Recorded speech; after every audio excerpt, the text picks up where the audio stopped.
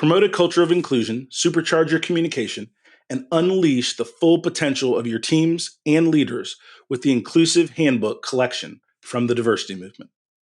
As part of the collection, I wrote the Inclusive Leadership Handbook with Kurt Merriweather to empower leaders with tools needed to cultivate a culture that fosters creativity, innovation, and employee engagement.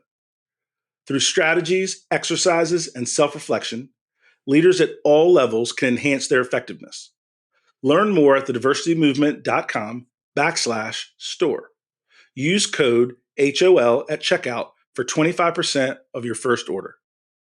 DEI budgets are under attack, but the goals haven't changed. Whether you're looking to increase your DEI knowledge, expand your market reach, or gain a competitive advantage in business, we have the solution.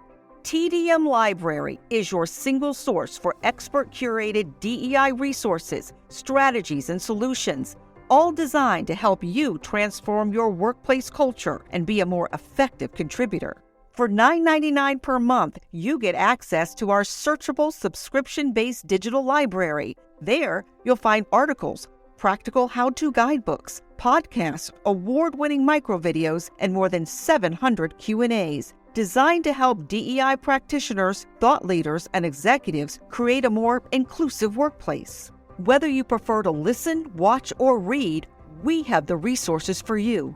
TDM Library goes beyond the basics to dive deep into topics such as inclusive language, the business case for DEI, talent acquisition, and C-suite engagement. For less than the price of a sandwich, you get access to our library of more than 1,000 pieces of original, expert-curated DEI content. Join today and get your first 30 days free. Get your library card now at tdmlibrary.thediversitymovement.com.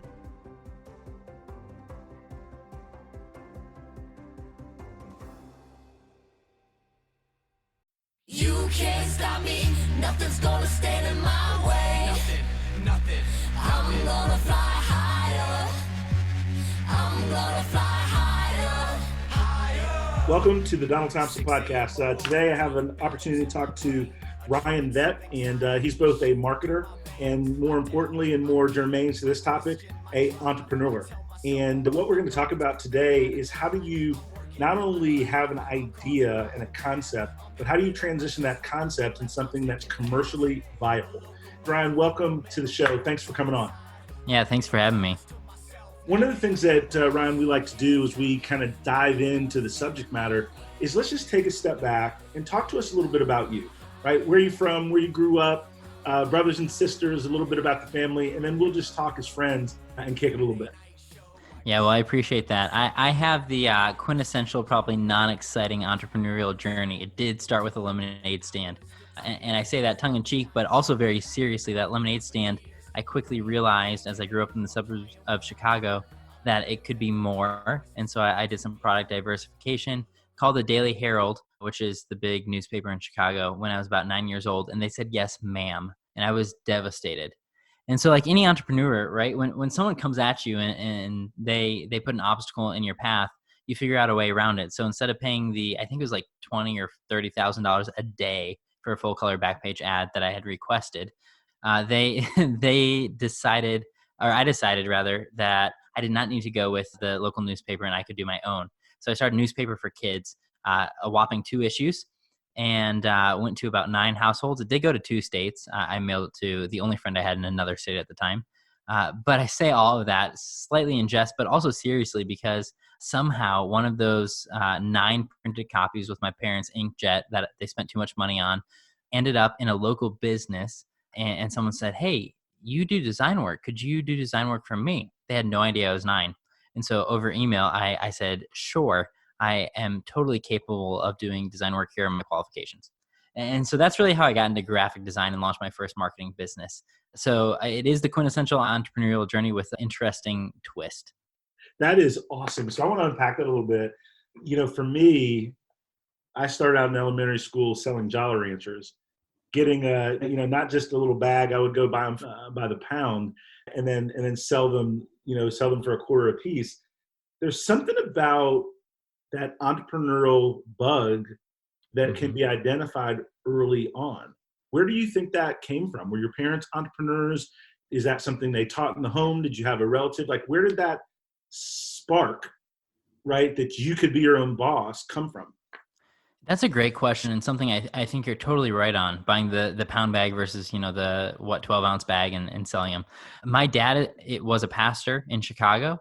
My mom was a nurse. Neither one of them super high paying jobs at the time, and living in the Chicagoland area, definitely not, the dollar didn't go quite as far. And so they always said, you can have whatever you want, but you're going to have to work for it. And they didn't ever limit anything from me or limit my ability to get something, but they always encouraged me to pursue different and creative ways to get the different things I wanted. So at the time, it was a PlayStation. I think it was like a PS1 or whatever came out. I don't even remember. And I bought it, and I ended up not using it, which was a whole nother lesson that we can unpack another time. But it was this idea of, hey, if you want it, absolutely don't. I'm not going to tell you no, but you have to be creative. Here's what we're going to come with. And they told me how much they were willing to give and how I had to come up with the other. I think it was like $160. I mean, that's really powerful because that links motivation, right, to that creative mindset, to then that financial outcome. And I think that, sometimes, our society today a little bit, and I will be a little pejorative, we went through a period in our country where everybody got a trophy, everybody got a ribbon, Yeah. right? And Yeah. what you're describing is your parents gave you that unlimited freedom to dream, aligned with, right, a work ethic that says you got to put your mind and your motivation and your work together, and then you can have what you want.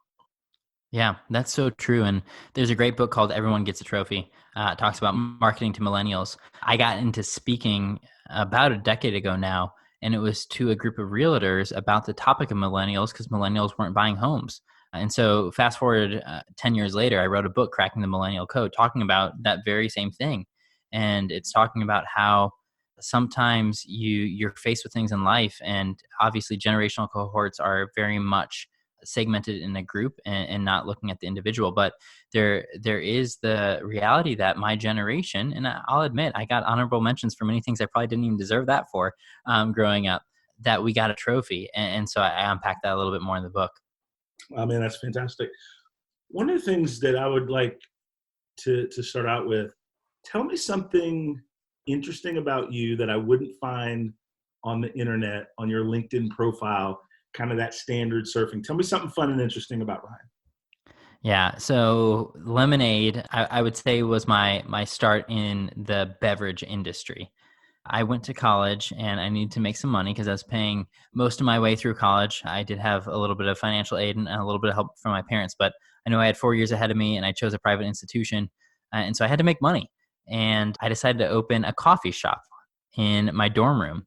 I saw a very interesting opportunity with my suite mates to serve coffee at certain times. So I actually posted hours on our suite door and I ran a coffee shop. We had like 30 different drink options.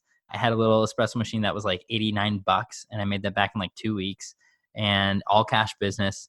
And I did pay taxes on it. I always am a firm believer of giving to Caesar what is Caesar's. But did that and ran that out of my dorm room. Fast forward 4 years, I opened a coffee shop across from campus. But my real first coffee shop on Elon's campus was in my dorm room, called Cafe Segreto, meaning cafe secret in Italian. That is awesome, right? Like, we're diligent, paid your taxes, right? Did the right thing from that respect. But as most entrepreneurs, we don't mind living in a little bit of gray, right? As we chase those ideas, and that is really, really powerful. When you think back in all the different twists and turns from your entrepreneurial journey, let's talk a little bit about lessons learned. What are some of the things that you learned along the way that you would share with emerging opportunities so they could get there a little faster? I think the biggest thing is you're always in the business of people. So many businesses cut out people. They're trying to eliminate or use process to cut out people, or whatever it might be. And there are some opportunities to streamline processes in business. And I'm not saying that that's bad, but at the end of the day, you have to remember that people are what are getting you and helping you move forward. And I did not know that at first. I did a lot of solopreneur type ventures early on, and then obviously added co-founders and then teams later as my career advanced. But at the end of the day, the one thing that's never changed is people. You've got people that are your clients. You've got people that you're serving.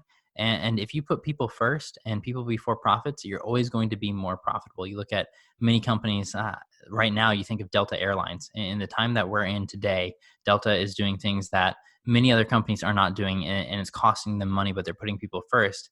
And they're the ones that aren't canceling service routes because people are okay with their limited service, but the way they're doing it. Of course, all these companies have had bumps along the roads, but they put people first, and you see a difference. Man, that's powerful. Those are great examples of brands that people recognize that are doing what you're describing. And I think that what's interesting about what you said is that putting people first is a personal choice. Some advice to entrepreneurs, right, may take more funding than I have, may take more knowledge than I have, right? The mindset you just described is a personal commitment to do business a certain way, build it into your culture. And I think that's really important.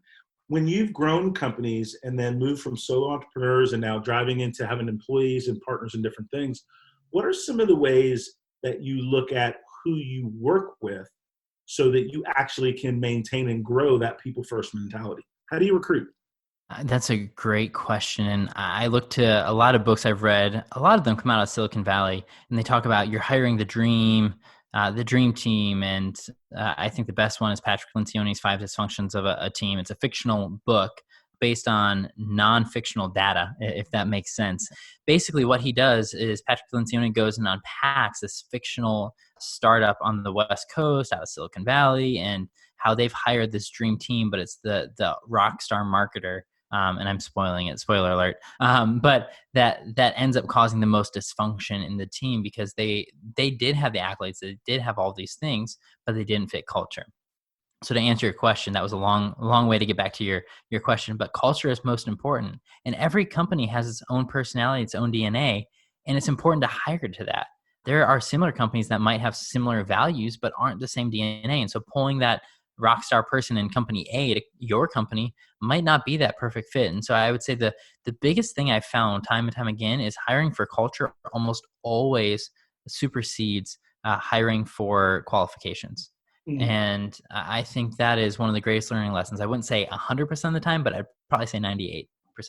I would be right there with you. And as I think back, as I was listening to your answer and some of the things that have worked well in companies that I've worked with and been a part of, and things that have kind of crashed and burned, it has come back to that synergy and that culture with people, right? Because most times when you're running a business, you're talking to bright, smart people that can interview well. They've got cool things in their background, right? You'd love to chat with them because they're just super interesting, right? All good, right? But if they make you take a step back in terms of the synergy of the team, right? Super expensive. Oh, absolutely. Absolutely. And I have the opportunity to run a couple of, or own a couple of coffee shop and craft beverage outlets. This is what we call them: coffee, beer, wine, and whiskey. And one of the things there is, yes, you can have awesome bartenders, you can have awesome baristas, but if they don't fit the culture, everyone on the team's unhappy. And the same thing is true in corporate America, but I think it's harder sometimes. It's more undercover to find it, and you have to kind of dig a little bit further. But in these situations where you've only got two or three baristas running a shop and one doesn't fit, everybody on the team, even the late night shift, can be affected by the person that worked not even at the same time because of how they cleaned, how they conducted themselves, how they interacted with customers. No, that's really, really powerful. One of the things I can tell just by listening to you, your examples and different things, is it feels like you're an avid reader, an avid consumer of knowledge, right, to try to improve. What are some of the foundational books, right? If somebody were to come to you for entrepreneurial advice, but even though you wanted to, you just didn't have time to help them, but you could point them in the right direction to some resources, right? Where would you point them? I've got a whole laundry list of business books, and they're great, and I could point them to the listeners today. But I do want to give an example of an author that called me on Wednesday a couple days ago, and personally called me because he found out it was my birthday, and he knew I was a huge fan of his first book, which is probably a decade old now, but called me to say thank you for repping my book. His name is Mark Sanborn. His book is called The Fred Factor, and it talks about how a mailman went above and beyond to just exceed all expectations. I have used this book in many of my consulting opportunities and many of my lectures across the country and the globe as a reference point. But then when Mr. Sanborn, and I've talked to him a couple times over the last decade, but when he called me on my birthday because he knew it was a milestone birthday, and I missed his call, actually, didn't know it was him. Called him back, he missed me, and then he called me back again, and we talked for about 30 minutes. It proved everything in his book. So I have to start off with saying the best book, because of the freshness, is The Fred Factor. He's also got The Fred Factor 2.0 by Mark Sanborn, and talks about caring for people, which is what we were just talking about a couple minutes ago. Beyond that, a lot of people try to figure out the entrepreneurial journey. How do you become the next Mark Zuckerberg, or how do you become the next Bill Gates, and all that? And there's books on that. I would say one of the most interesting books for me, who has spent most of my career in software, and I don't write a line of code, like I know you said in your last one of your last episodes this season. You don't write a line of code. I'm with you there. But is Shoe Dog by Phil Knight, the founder of Nike. And he writes it himself, which is very impressive, because he wanted to be a journalism major first of all, but then got into shoes. And he talks about the true grit and perseverance it takes to run a startup. And it's in a different industry than what a lot of entrepreneurs are trying to pursue today. But I highly recommend that book. And like I said, I've got about a dozen others there on my website. You can check out my list of recommended books. But those two right now come to mind as we're talking today. And you've got a couple different websites for different businesses. So share with me the website that we go to get those list of books. Yeah, so my personal website, ryanvet.com, RYANVET. It's pretty simple. People try to add extra letters to vet because it's such a short name, but that's it. 3 letters, VET. Go to that website. You can get all my recommendations on books and book reviews on my blog, linked from that website as well. Oh, fantastic. No, that's great in terms of sources of information, because I think with so much out there where you're a fingertip away from opinions and perspectives on Google, one of the things that's been really important to me is to curate great sources of content from people that are going in a direction I'd like to go, right? Yeah. Because there's just so much out there that it's hard to choose what to listen to, what to read, who to trust. And you hit on something so important. It's the direction you want to go. I mean, there are so many things, and I would say a lot of them are good, but they might not be good for you or your organization. So I think you hit the nail on the head. Figure out who you want to follow and pursue that line of thought. So we've touched on some of the entrepreneurial past, some of your perspective. Talk to me about your career trajectory. Tell me a little bit about some of the jobs, some of the startups you've worked at, and take me through that have probably helped shape you, but will give us a little bit more detail in terms of the background of your journey. After my coffee shop, which I don't consider my dorm room startup, I did have your traditional dorm room startup, which was myself, the marketing, sales, and design guy, coupled with a developer.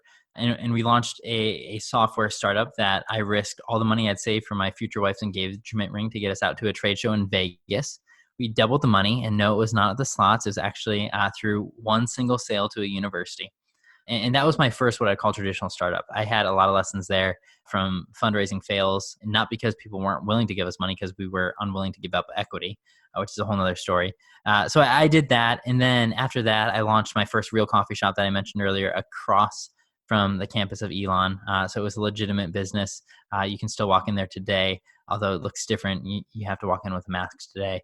So that was my another business I had. And then I went to work for a company called Anutra Medical. It's a medical device startup. It's still around today. It's based out of the Triangle. A dentist by the name of Dr. Daniel Davidian in Raleigh founded this painless instant anesthetic.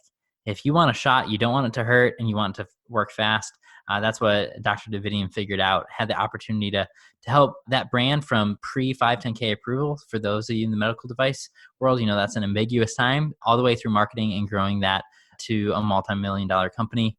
After that time, there was just a lull in that industry, and I was open to new opportunities, and I had an opportunity to jump to what I consider a sister company, a similar investor profile, and hop on over to NetSertive, which is a marketing company in the Triangle, great digital marketing company. And so worked with them for a period of time. And then in that time, I was getting restless, as an entrepreneur does. We don't always make the best employees. And I was looking for the next opportunity. And I had this idea for the gig economy in the back of my head. I'd seen Uber, I'd seen Lyft, I'd seen all of these companies boil up from nothing to something. And I said, there's so much opportunity in the gig economy, but it's just not replicable. you've got Uber, you've got Lyft, you've got all the other companies, Blackline and everything else that's failed. How does someone start their gig economy without several $1,000,000? Because it costs a lot of money to balance the marketplace, costs a lot of money to build the tech. And so I started in dental, which was familiar to me both from my time at a NutriMedical as well as my wife being a dentist. I had the opportunity to launch a podcast in the space, do a lot of writing in the space, speaking in the space, and being a keynote speaker at a lot of national meetings. And so I was like, I can start in dental. This is an industry ripe for picking. Found out it's about a $40 billion a year industry when it comes to dental staffing. I was like, okay, that's a decent market size to play in. So I launched Boon. And going back to our earlier conversation about people, I wanted to launch a company with a mission that was all about the people that we serve. And so Boon is an old English word. And it took me the longest part of this company was actually finding the name. And it's an old English word that means doing something good or beneficial. And so that's why we picked the name. Bon, bueno, bonicio, depending on what languages you know, but it's all the same root Latin word. And I decided to use that as the name to build this company. That's this idea of practicing good. And it's not good grammar, but it's this idea of dentists are practicing, medical professionals are practicing, they're doing something every day, and we want to help them do it well or good to go along with our name. So we launched Boon in 2018 as a software platform, allowed signups in late 2019, and started getting traction, growing about 30% a month by literally last month of 2019, December last year, up through 2020. And then all of a sudden COVID hit and dental practices were closed down and everything else, and our revenue went to zero. And so I said, well, this was never about the money, first of all. And this was never just about one industry. We built a platform that was scalable to literally any industry. And it was the idea of empowering people to work when they were able and how they wanted to. And so we very quickly took our gig economy or marketplace platform and scaled it to about a dozen other industries during COVID. And so we are no longer, even if you look online, it's like the marketing agency fallacy. If you're a marketing agency, your website's usually the worst because you've updated everyone else's first. That's like us. We're still a dental website if you go to doingboon.com, but we have entered into law, commercial cleaning, residential cleaning, cooking, personal service cooking, coffee roasting, wine subscriptions, and everything else, because we're matching customers on demand with a need and matching them with the best person possible. So we've made some major pivots during COVID and this time, but it's gone to fulfill our mission of practicing good and helping people get access to things that they otherwise wouldn't, including our some of the people on our platform that are working, getting access to capital or cash that they otherwise wouldn't have been able to get. Man, that is powerful. One of the things that everyone is struggling with, right? It's, you think about the age of COVID, right? We got some racial unjust and societal issues that we're dealing with. So this is a time in our country and our society that chaos is kind of the norm, right? And there are businesses that are ebbing and flowing, and you describe growth, hard stop, right? Oh yeah. You talked to us about the pivot. Talk to me about the emotional mindset, right, of how to think through that, stay enthusiastic, and figure out that next thing to do. Yeah. So I was on a plane on March 5th or 6th. I'll have to go fact check my dates, but whatever that Thursday was, and the plane was full. I was speaking at a conference in San Francisco the next morning, had a book signing, got on the plane that afternoon. So I was on the ground for less than 24 hours. It was about 20 hours. The plane was empty on the way back. This was a week before the government in any state had talked about COVID. And it was just a reality check for me that, okay, something big is coming down the pike. So immediately we turned around at Boon and said, hey, for all of our dental professionals that are going into offices, here's the criteria you're going to need to face going into this week. And then give it 3 days, and the government, both federal and local, start imposing new restrictions on just everything that we did, our way of life. And so that little pivot that I thought was, okay, I'm ahead of the curve, we're doing something good, we're practicing good, right? All of a sudden became ancient history, and we had to really pivot. So it wasn't just doing something a little bit better by putting out a good email and telling people safety precautions. It was our whole world's changing. And we did not pivot right away. I wouldn't say we wallowed, but we were scratching our heads like, oh, this will be a week. This will be 2 weeks. This will be 3 weeks. And by about the 3-week mark, I was like, no, if we don't pivot, we're done. And so we decided around week 3, which was about it was a little before original tax day. So a little before April 15th this year. And I call that OG tax day because, July 15th was our new tax day. But a little before then, we decided to really take our company in a different direction. And we'd already built it to be able to scale into any industry, but we hadn't tested it. I said, it doesn't matter.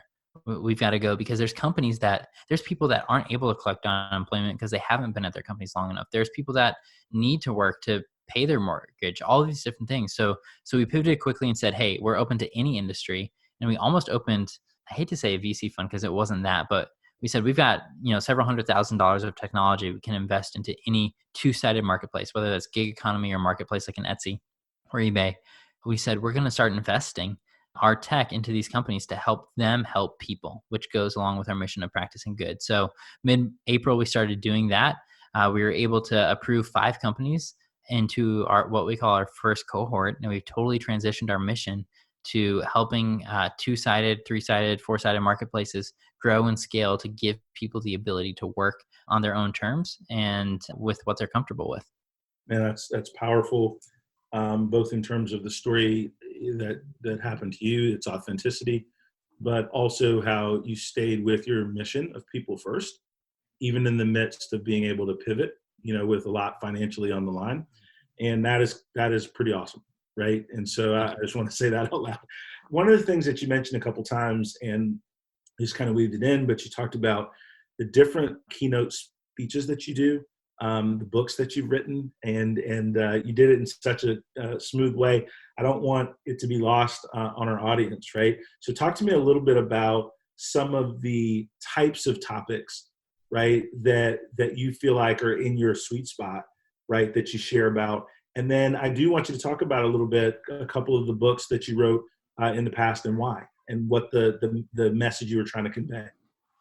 Yeah, I think a lot of those, and I thank you for that opportunity. I think a lot of them coincide, so I can probably answer them simultaneously. The first one, which doesn't have a book, so I'll start there, is creating experiences worth sharing.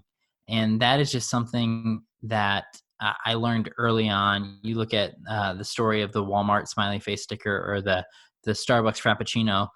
Those were created from entry-level employees that want to do something different for their team members. It goes back to the Fred Factor book I was talking about earlier. It's people who take an ordinary opportunity in their career or in their job and transform that into an extraordinary opportunity.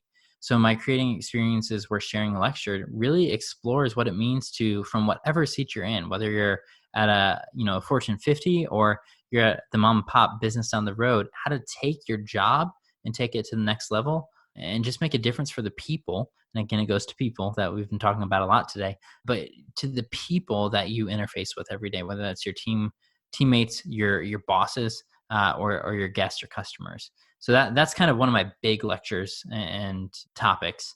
The most recent one is the Cracking the Millennial Code. I would say it's been 10 years in the making, but you could say it's my lifetime in the making since I am a millennial. But it's this idea of the millennials aren't actually that different than previous generations. And I think a lot of people are all of a sudden scratching their heads or angry at me saying that. But there are things that every generation past has passed on to the millennial generation. So my book talks about how every generation influences the next and how there's this cascading impact and how the millennials are now influencing the following generations. And so that's what that book is. And I speak a lot around the country on that topic and the influences on millennials. So those are two of my major topics, a lot with colleges and universities and as well as some high schools. I talk about the journey of leadership and entrepreneurship and how there are some awesome things about it, but there's also a lot of grit that goes behind it and perseverance. So that's another topic I cover. I really appreciate the more detailed explanation there.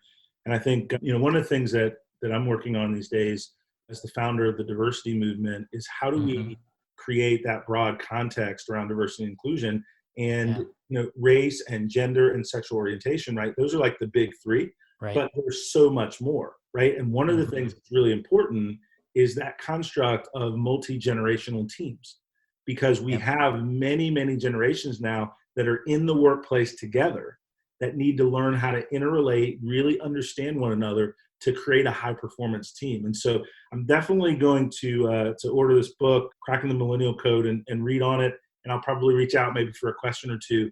But this is a lane that applies to the very important work we're doing with diversity and inclusion, because generational equity, right, generational coordination and productivity is very, very important, right, to the growth of businesses. So true. Couldn't agree more. So one of the things that, as I reflect on our conversation and the experiences you've described, what are you wanting to do next? Like you've got all these talents, you've got all these skills, all these things you've done, right? What's the next big thing that keeps you motivated and pushing and next leveling up in your day-to-day work? That's a tough question. I love what I'm doing now. I'm loving helping these companies in what we call our Boone Accelerator or our current cohort, these 5 companies that each have a different perspective on marketplace or gig economy. I love helping these founders from all different stages. Some of them are founders that have been in a career for 20 years and are now looking to be startup founders. Some are recent grads. I love helping them look at not only how they can use software and technology, which is what we're providing to scale their businesses beyond their local region, but really how do they do that and simultaneously care for the people that are on their platform, and how do they care for the people on their team? So I love doing that. That is, I'll confess that I've always thought about what's next. And every opportunity I've had, it's like, this is great. How can I get it bigger and then move on to what's next? Where I am today and helping people and helping them figure out what's next has been a blast. I love it. I'm passionate about it. And it's the gift that keeps on giving to me personally. It's a very selfish endeavor, but watching these companies love their people well, love the people on both sides of their marketplace well, is just a blast. So that's not an answer to your question at all. It's a roundabout, but that's where I'm at. No, it is. I mean, there's different phases, right? And so depending on when I ask you that question, right, the answer can be remotely different. But what I sense is not really different than where I am personally with the diversity movement. When you're in a moment, right, where your giftings and your blessings can be bestowed on other people in a powerful way, then you're living in that momentum, right? You're living in that zone, right, for that period of time. And so, you answer the question, and I appreciate it. I'm a competitive learner, and I'm really enjoying our dialogue because you've given me, and I know it's for our audience, but like I'm part of the audience. I get to do this. One of the coolest things is I get the opportunity to talk to some tremendous people, tremendous thinkers and business people. And now I get to count you in that mix, right? Like I've got 2 pages full of notes, right? Just on what we're talking about, which is really, really awesome. When you think about our country, let's move away from entrepreneurship a little bit. Let's now talk about some of the macro events that are happening in our world.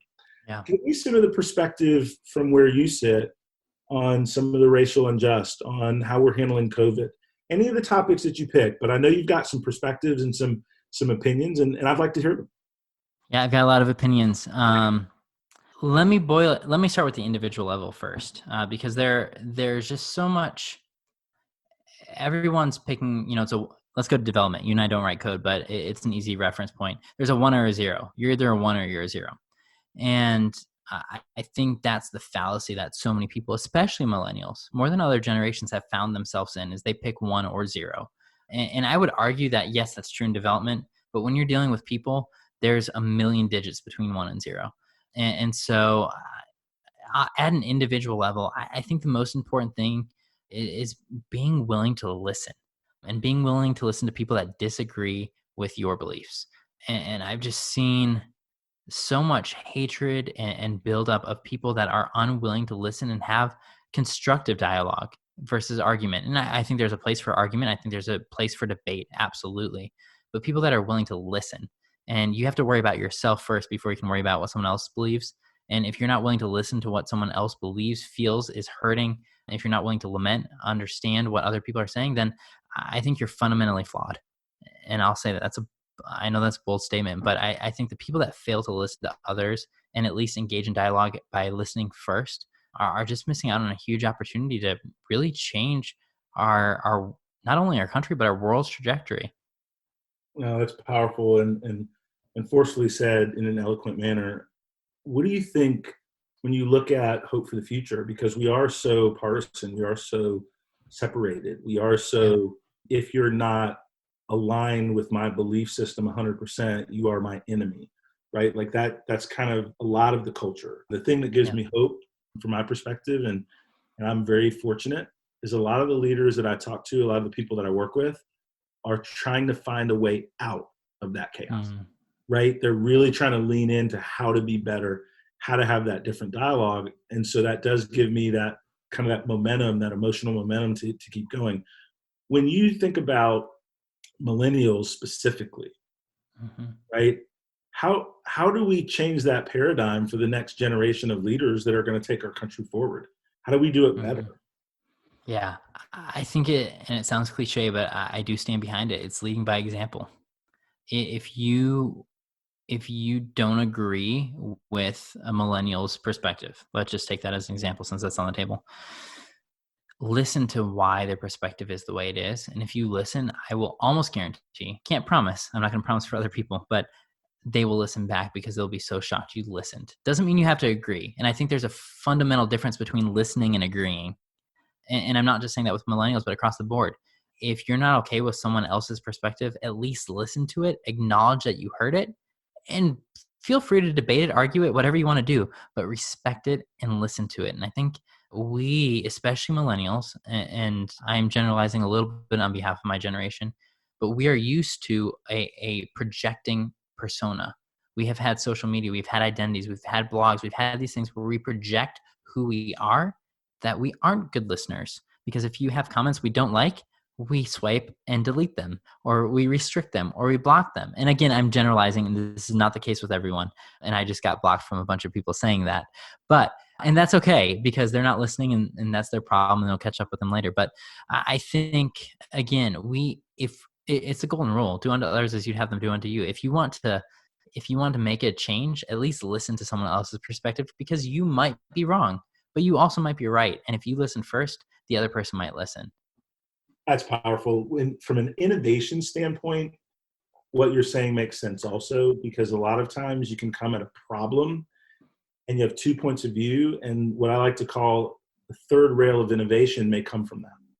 It Hmm. may not be an either or, it may be Yeah. that third way of thinking that solves a problem differently, or at least moves the conversation differently than either person or party understood. And I think that the level of discourse that you're advocating is what is required for us to move from this moment in a positive way. Mm. Agreement on some of these big issues, right? Who knows if we get there? But human decency is attainable, Yeah. right? Respect of one another is attainable, Mm. right? And there's some things that I think our country has been allowed to become intellectually lazy, because we can just get drawn into the soundbite arguments and nobody really has to do their homework. Like for me, my soapbox is we pay all of these politicians in Washington to give us rhetoric on bills they haven't read or didn't write. And that is not Democrat, Republican. That's just like our structural system of people that we pay a lot of money to not actually work, but to show up on news channels and yell at each other. I'd rather none of them be on the media and they have to do work. And if they don't get a certain amount of legislation passed, then they don't get paid. Like that to me, like it's not even what the side of the aisle on. I actually just want them to work. You Yeah. know what I mean? Like to try to do their job better. Let me give you space for, we've covered a lot of different things. Maybe there's an organization, a nonprofit that you believe in, you want to share about. Maybe there's one last comment that you want to share about, or a book you want to promote. Give me the last 2 or 3 minutes to have our listeners remember you by as we kind of wind down our time together. I appreciate that. I think with our conversation, I've really been further inspired to the idea of it's all about people. We are living with other people. And yes, there are issues that people stand for and support. Yes, there are political parties that people stand for and support. But at the end of the day, we've got brothers and sisters in our business that we work alongside every single day that we've got to support and love for who they are. And so I think in our conversation today, more than ever, goes back to Boone's mission of practicing good. It's doing the right thing by people, regardless of your beliefs, your opinions, where you're from, what you look like, how you talk. It's just who you are, and loving people for who they are. So I think this conversation, though that's been a passion of mine, has solidified that even more. it's about just loving people. Ryan, it has been my absolute pleasure to meet you. I look forward to reading more of your stuff. I encourage people to go to ryanvet.com, RYANVET.com, and get to know you a little bit better. And again, my friend, thank you very much for spending time on the Donald Thompson podcast. Your time's appreciated, and you're welcome back anytime, my friend. Thank you so much. I question my drive. I tell myself I'm worth it. No one's perfect. I gotta try. I'm working at my. This podcast is edited and produced by Earfluence. If you're looking for more information on how full-service podcast production can amplify your voice, build your community, visit earfluence.com. Thank you for listening, and we'll see you soon on the Donald Thompson podcast.